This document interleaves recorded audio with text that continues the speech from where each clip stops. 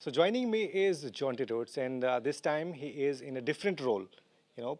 But do you think being an ambassador is the tougher task, or being a coach is the tougher task? That's a very good question. I haven't done many roles as a brand ambassador for a league because I'm still quite active, and if you're a coach, you're still involved with the game, and you obviously I run fielding practices and I'm hitting balls and catching balls, so it's going to be interesting for me to sit on the side and actually watch and encourage the players. I'm not too sure. I might be jumping around a backward point once or twice in the game, and remember, hold on, Jonty, different role, get off the field, give other people the chance. Right. So let's talk about cricket in particular, especially since you are in the ecosystem of Indian cricket for a very long time, and you absolutely understand that what exactly is going on in Indian cricket. So as per you, do you think that India's cricket is in transition mode in terms of having a separate team in T20s, and few players are also playing in ODIs and also in Test cricket? So your thought on that?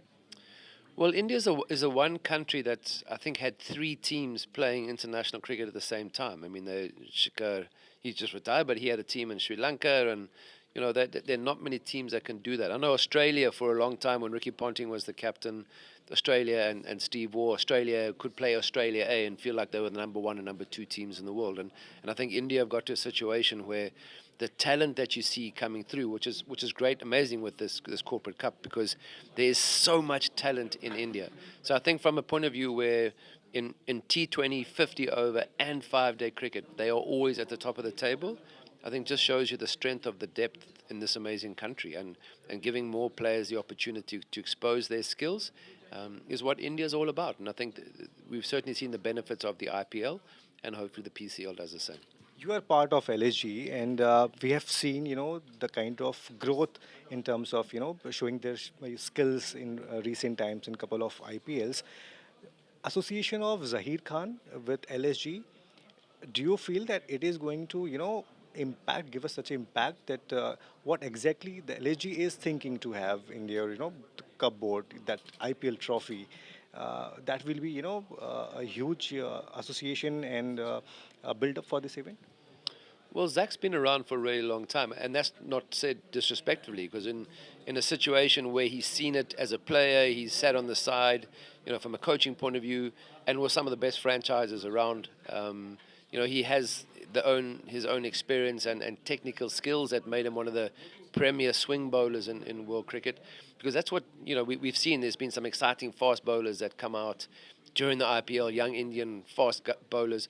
But you need the skill that goes with that too, because if you just got pace, and that's what Zach has. I mean, he brings incredible technical skills to the party, and also a very wise head and a calm demeanor. And I think in a 10-week sort of period of intense cricket where win, lose, play, travel, you just need calmer heads in the dugout. And I know he's going to bring real value to the LSG setup. When Gotham left, what was the mood be like in the camp? Well, I think it's a part of cricket. We people come in, they leave. No franchises, or sorry, not no franchises. There've been one or two that have kept sort of staff in for a very long time. So it wasn't a case of how are we going to plug this gap. I mean, he was a great guy to have around. He was very competitive. He was useful to have when Kale pulled his quad really badly and then was out. So a real assistance for Crunell when Crunell took over the captaincy. So he adds again tremendous value. We've seen what he's done, and now with the national setup, he's going to do the same. So it's you don't have voids. That there is so much talent available these days that somebody brings something unique, but you've got other people who bring something else to the game. And I think it's a matter of finding what gels as a team and what gels as a unit, and what brings out the best in everybody. So yeah, he was great to have around, and certainly sad when we lost him and he left. But he's now moved on to something bigger and better too. So bigger and better. I mean, he's certainly done everything as a player and already as a coach.